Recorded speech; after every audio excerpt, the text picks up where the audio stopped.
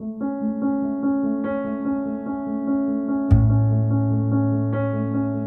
think a lot of the problem is perception. People feel intimidated. People who don't cycle, who are interested in cycling, they think this is dangerous. That was one of the great advantages of the Dublin bikes, because it brought a whole set of new cyclists to the street, and that made it safer for everybody.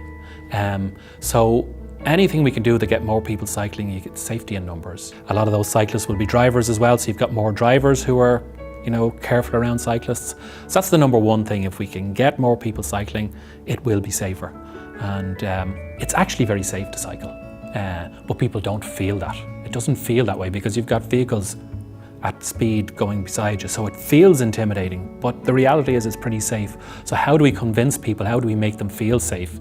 And if improving visibility helps them, gives them that sense of confidence, well, that's great. Segregating cycle lanes so that there's a physical barrier between the cyclist and the motor vehicle, that helps. Anything that improves people's confidence will get more people cycling, and if you get more people cycling, then you've got a safer city. The cities that I've seen that are really attractive, Utrecht in Holland, Copenhagen, Amsterdam, where the majority of trips are on bike, where everybody cycles, 80–90% of the population cycle at some stage, still use their car for different journeys, but that would be great.